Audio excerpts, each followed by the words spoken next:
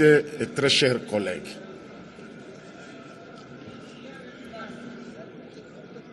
je ne dirais pas que l'heure est grave, c'est quelque chose qui relève de notre compétence. C'est ordinaire, ce n'est pas extraordinaire. Seulement, le peuple congolais qui nous a choisis ne nous a pas envoyés ici pour la complaisance ni pour les sentiments. Nous devons être sérieux. Ça fait trop pour notre pays. Nous devons avoir honte. Nous devons nous couvrir de honte.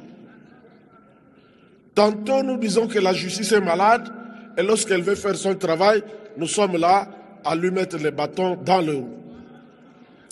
Personne n'a dit qu'il est coupable. Personne.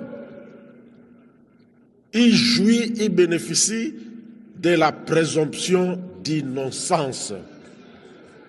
Ça, c'est garanti constitutionnellement. On veut en savoir davantage. Et nous allons nous interposer pour l'interdire. Non.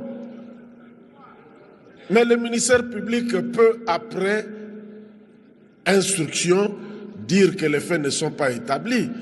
J'ai entendu dans le rapport le ministre dire que ce sont des faits administratifs, que Madame la Première ministre est l'autorité qui peut mettre fin à cette situation.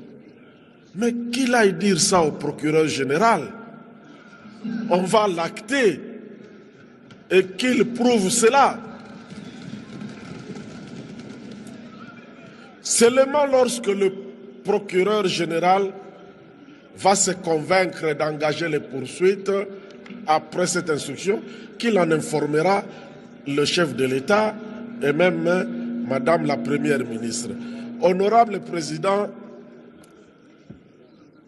ce débat, je crois qu'on devrait se comporter comme avec le premier rapport. Ce débat, ça nous fait perdre du temps. Nous ne sommes pas là pour sauver ni pour condamner.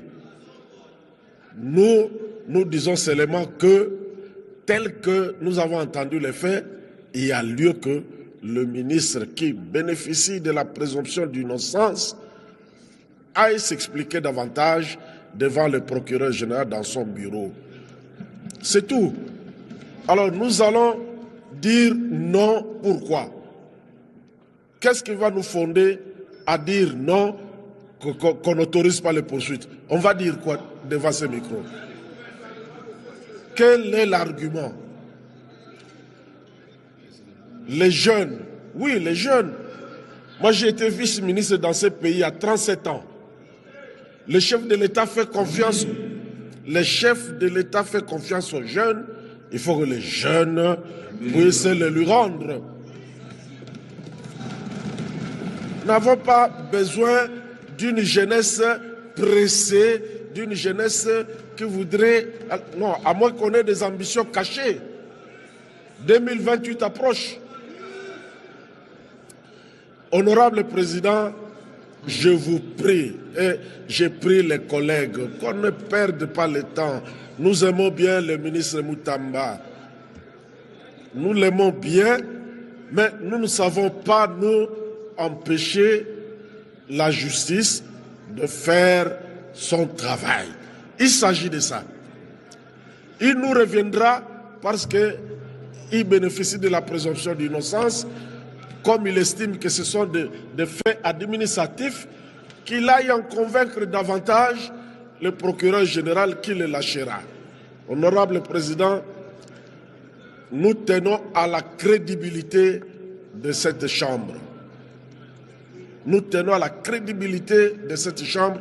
Il ne faut pas que nous soyons tous ici souillés à cause de ceux qui n'ont pas compris le sens de cette démarche. Merci, Président.